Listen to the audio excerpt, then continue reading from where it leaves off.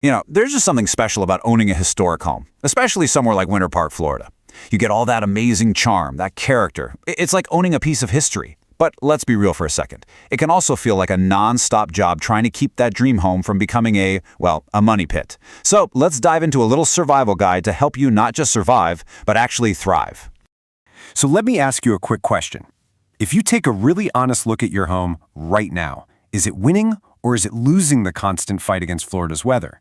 And I'm serious, because the sun, the rain, the humidity, they aren't just there. They are actively trying to break your house down day in and day out.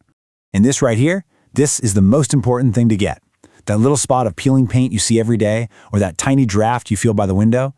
In most other places, you could probably ignore it for a while, but not here. In Florida, those small things are basically ticking time bombs that can blow up into huge, expensive disasters way faster than you'd think. Okay, so if you're going to win this fight, you have to know what you're up against. So let's break down exactly what the Florida climate is throwing at your house. Welcome to Section 1, Florida's War on Homes. So these are your home's 4 biggest enemies. But here's the thing, they don't attack one at a time. Nope, they team up. First, you've got that crushing humidity, just working 24/7 to rot wood and make your paint peel. Then, the intense sun comes in and just bakes everything, frying the protective seals around your windows and doors.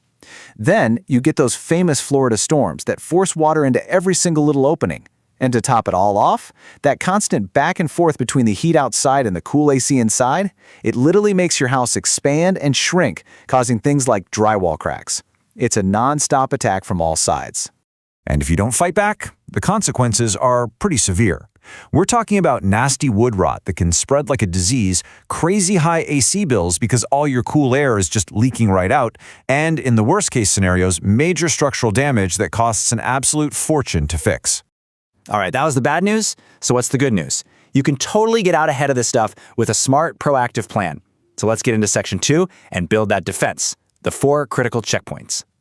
See, the key here is just having a simple plan. You don't need to be a contractor, you just need to know what to look for. Think of this like a regular checkup for your house, and we're going to break it down into these 4 simple steps. First up is your paint. And it's not just about looking good, it's your home's armor. So when you start seeing it peel or bubble, or you get that chalky powder on your hand when you touch it, that's a big red flag. It means your armor's been breached and now water can get right into the wood. Next, it's time to hunt for wood rot. Just take a walk around your house. But this time, look really closely at these spots. Up at the roofline, around all your windows, and anywhere the siding gets close to the ground. Give the wood a gentle poke. If it feels soft, or looks dark and stained, or crumbles even a little bit, you found a problem that you need to deal with right away. Now, checkpoint number 3 is all about saving you money. I mean, who wants to lower those sky-high summer AC bills? Well, the secret is often right here. See, cracked caulking around windows and worn-out seals under your doors, they're like open windows, letting all your expensive cold air escape. Fixing those gaps is honestly one of the quickest ways to see a difference in your bill. And finally, our last checkpoint is all about becoming a water detective. Water can be really sneaky, so you want to look for those subtle little clues. Faint yellow stains showing up on the ceiling, paint bubbling on a wall, or baseboards that just look a little puffy or swollen. Finding these signs early means you've caught a leak before it turns into a massive headache. So, you've done your inspection, and you've probably found a few things. Now the big question is, okay, what can I fix myself? And when do I need to call in for some help? Let's get a clear answer in Section 3. Here's a really simple way to think about it. The easy stuff, like changing an AC filter or putting on some new weather stripping, that's perfect for a weekend DIY project. But when you get to the jobs that need a flawless, professional finish that's actually going to last, that's when you call for backup. Things like seamless drywall repair, fixing wood rot the right way so it doesn't come back, and getting a crisp, clean exterior paint job, a pro's experience makes all the difference.